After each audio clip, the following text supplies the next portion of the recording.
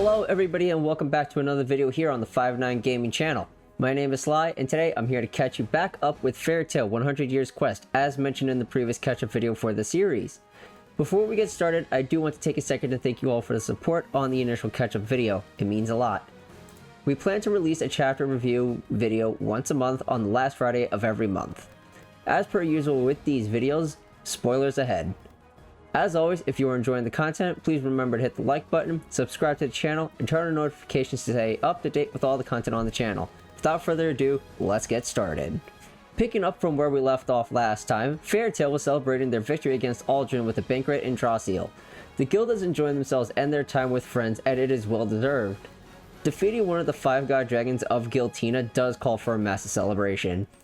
However, over at the Guild Hall of Diabolos, Ryzen, the Guildmaster, calls for Suzaku of the Dark Dragon Slayer Knights as he is not pleased with how the members failed with Aldrin. As much as I would like to show the panels for this next sequence of events, YouTube would hate this video and demonetize it.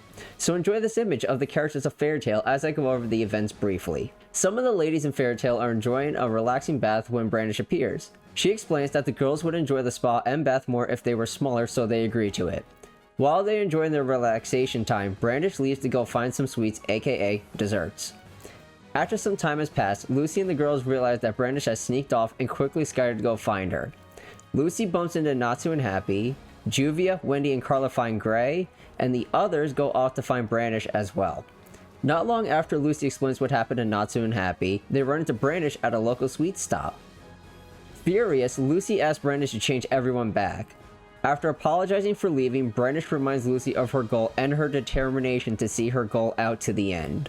Meanwhile, in the hospital, the White Mage awakens. However, rather than immediately setting off on her original goal of wiping out Fairy Tail and the world, she is distraught.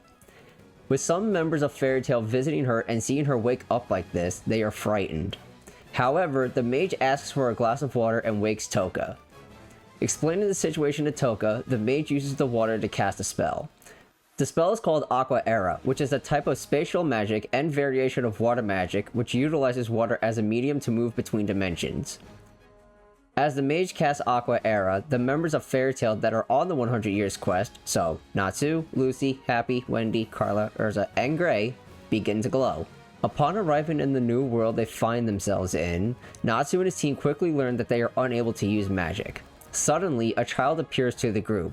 However, the girl asks Lucy if she was her mother. Appropriately stunned by the question the girl asked, the girl's real mother appears. To everyone's surprise, it's Lucy. However, it is Edalus Lucy. Upon returning to the Edalus Fairy Tail Guild Hall, the group learns that Eda, Lucy, and Natsu have become parents to the little girl whose name is Nasha. While this comes as a surprise to the Earthland Fairy Tail members, that is not the only surprise that's in store, as they learn that Edalus Gray and Edalus Juvia have become parents as well to a boy named Greege. Unsure as to how Fairy Tail arrived in Edalus, Eda Lucy suggests asking Mystigan for advice. Earthland Fairy Tail heads off to the capital to see Mystigan. There they are greeted by members of Mystigan's head knights and Mystigan himself.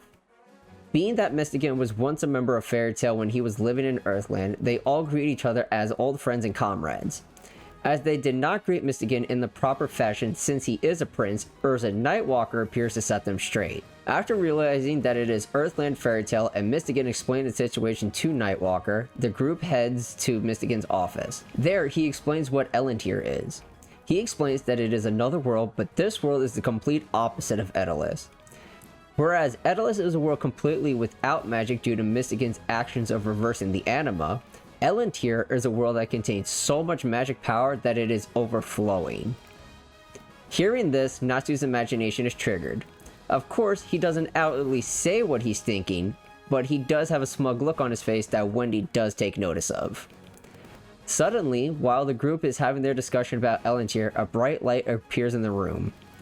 Out of the bright light appears Toka. To everyone's surprise, they ask her what is going on.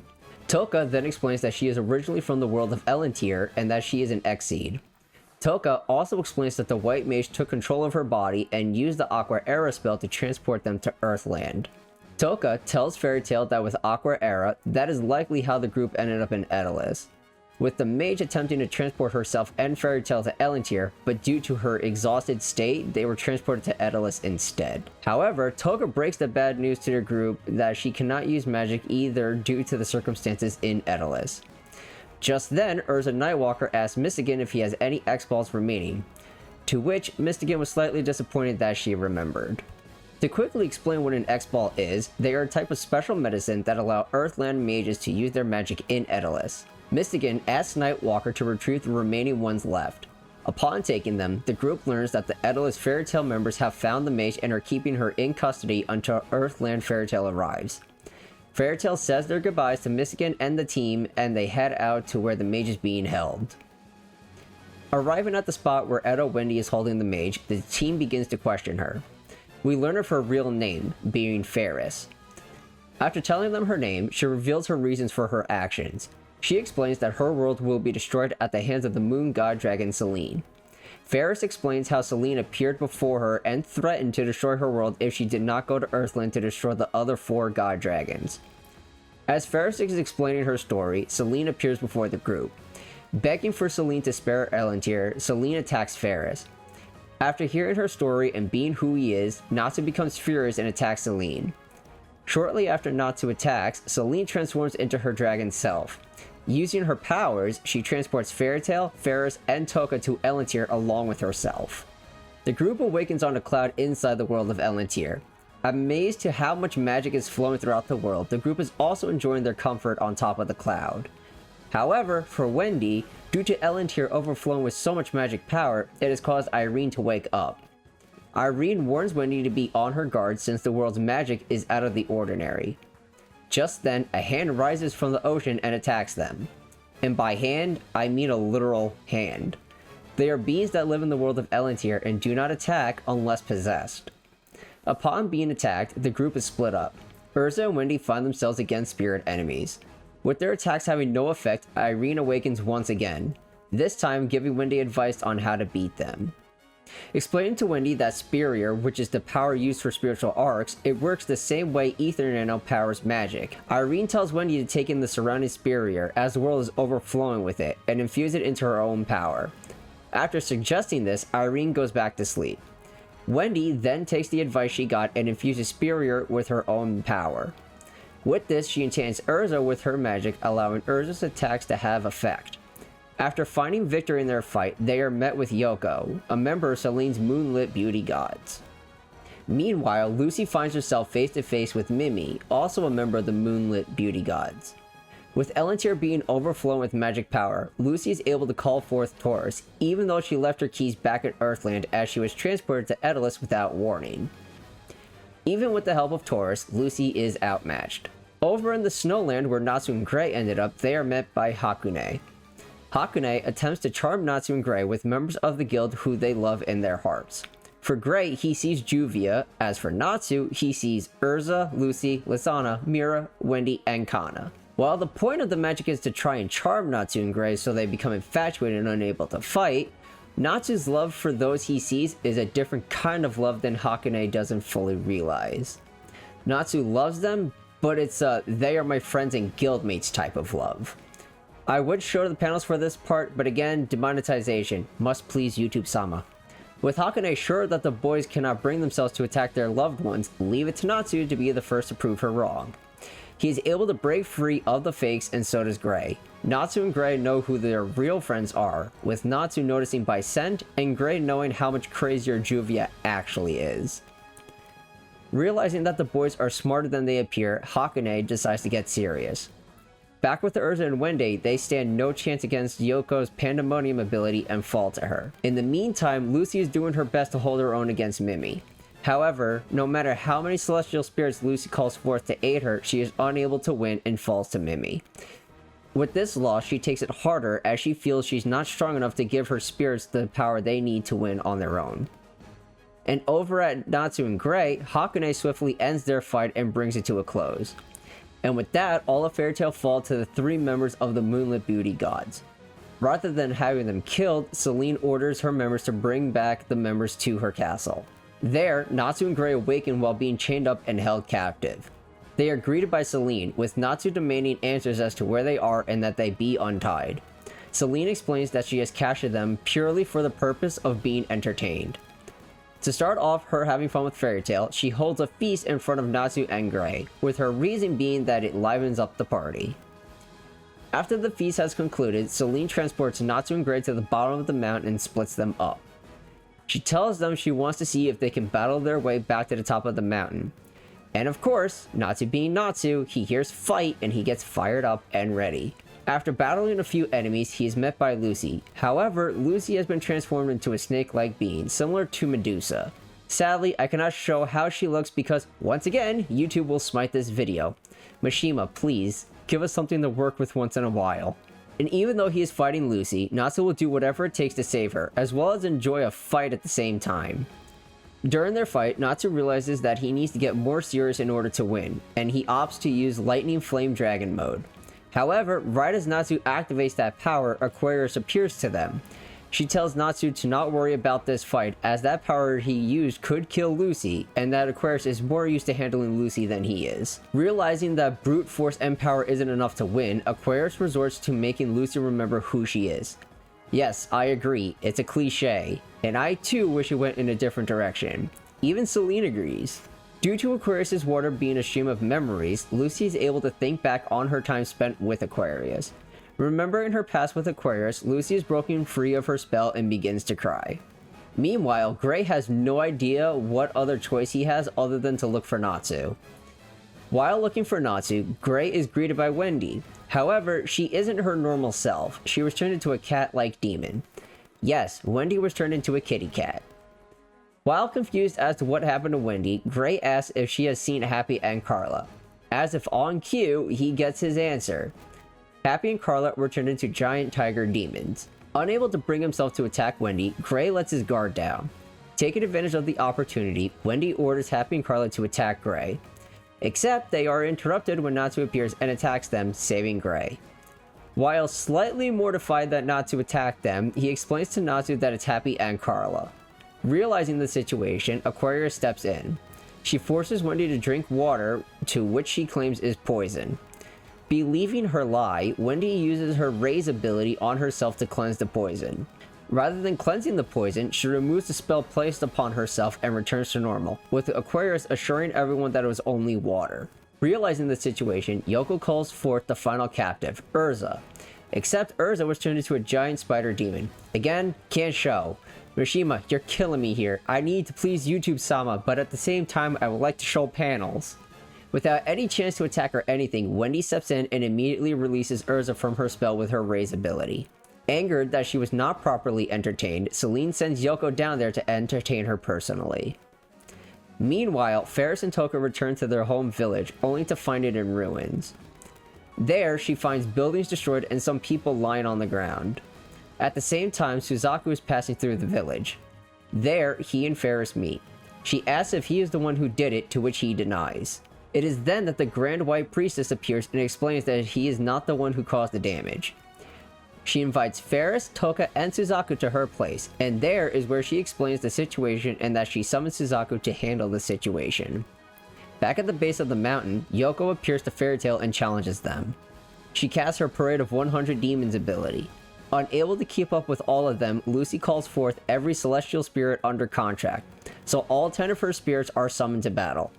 Not gonna lie, I thought it was pretty awesome to see Lucy summon all of her celestial spirits at once and have them gather for a fight. However, Lucy won't take a backseat and let her spirits and friends do all the work. She too heads into battle with her Leo X Virgo cross form and using Lion Maiden. In order to win the fight and put an end to the endless demon parade, Urza challenges Yoko personally. Accepting the challenge, Yoko uses her Outer Path Omega Toki power. Here, she is able to overpower Urza, as Yoko grew 2 extra arms. Claiming that Urza cannot defend herself with only 2 arms, Urza re-equips to her 1000-arm armor and turns the tide once again. With this, Urza is able to defeat Yoko and put an end to the Parade of 100 Demons. Meanwhile, a small demon of Yoko stole Natsu's scarf and runs off with it, with Natsu chasing it furiously. That is rule 1 of Natsu, do not touch a scarf without his permission. Even then, don't touch a scarf.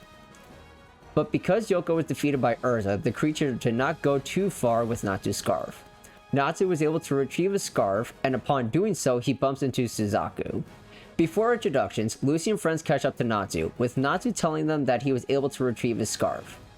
Also, can we take a quick second to appreciate just how happy Natsu is that he found his scarf? The reason I say this, Natsu loses that scarf, he will burn everything in his path until he finds it. But it is a nice moment to see. After Suzaku introduces himself and Fairy Tail returning the gesture, Suzaku explains that he is there in order to stop Celine. Hearing this, Natsu is confused, as it's Fairy Tail's job to stop Celine themselves. Kindly refusing them, Suzaku says he will handle it himself, as that is the job he was assigned. He also says that should the Guild of Fairy Tail get in their way, he will cut them down too. Hearing this, Fairy Tail is utterly stunned. Seeing their reaction, he notices the features of the group as they match the description he was given. Realizing they are Fairy Tail, he attacks them. Unable to stop him, he seriously wounds Urza. Angered at the fact that Suzaku attacked Urza, Natsu becomes enraged and attacks. Unfortunately, he too receives the same result as Urza. Just then, Celine arrives to see what's going on. With Urza Natsu seriously injured and unconscious, and unable to currently fight, Fairy Tail retreats. With that concludes the catch-up. Now onto the review of this month's chapters, 81 and 82. To start us off is Suzaku challenging Celine to battle. Even though he is quite the skilled swordsman, Celine is much quicker to dodge and adapt to the fighting. Considering she's the Moon God Dragon and has been around for a very long time, it is only natural that she's able to handle herself in a fight. Casting Moonlight Flame and seeing how Suzaku was able to repel her attack, she steps it up. This forces Suzaku to use Underworld Drop, creating an area of attacks to stop the onslaught of attacks. Impressed with his skills and learning that Suzaku ate the Sword Saint Dragon Kurnugi, Celine opts to get more serious as she senses that the battle calls for it. I have to give props to Suzaku for having the skills and powers to be able to take on a God Dragon to some degree. Even Natsu and the other Dragon Slayers in his city have struggled against dragons that are on par with God Dragons, such as Acnologia. It took all 7 Dragon Slayers to combine their magic to defeat Acnologia. However, causing someone of the level of God Dragon to get serious can be a dangerous situation. Meanwhile, Fairy Tail is able to retreat to the village where Ferris and Toka are staying thanks to Toka using Aqua Era to transport them. However, their stay does not go so smoothly, as Mimi and Hakune are able to track them down. Going into chapter 82, we see that the power that Celine is generating is strong enough to affect those living in Earthland. Her power over the moon has caused flooding in the town of Elmina. There, Caramel asks Mercphobia if this is his power, to which he denies as his power is lost and that it is Celine's power over the moon which is causing this. I am glad that while this is I can turn my brain off and enjoy the anime, it is nice and interesting to see some correct logic and science being used, with how much the moon does actually affect the Earth's tides. With how much power Celine has now generated, she is able to easily overpower Suzaku in the fight. Like I said earlier, driving an enemy on the level of a God Dragon to being slightly more serious can prove dangerous. Now she's threatening to end the fight with her next attack. You better have a plan to deal with it, or that's game over. Meanwhile, Gray and Lucy are fighting to protect Wendy so she can properly heal Natsu and Urza. While Gray is fighting Hakune, Lucy is doing her best to fight Mimi. Unfortunately for Lucy, the fight is pretty much set for her to lose in a one-on-one fight. While she does do a good job of trying out different things, they all seem to be pointless. Seeing how Lucy is adapting and her style is different from before, Mimi is curious as to how Lucy was able to change in such a short amount of time. To this, Lucy responds that she was able to see a dear friend again and that even if she is weak, she won because others were with her. I do have to admit that I like seeing Lucy's perseverance and that she accepts who she is and acknowledges her weaknesses. Even with those weaknesses, she tries to create new strengths to counteract the weaknesses. Much like during the Tartaros arc when she had to take on Tartaros by herself and being able to manifest the power to call upon 3 celestial spirits at once, even though it was extremely taxing for her to do. Stay tuned for next month as we cover the next 2 chapters of June. My name is Sly, starting us off here at 5-9 Gaming. Have a great weekend, everybody.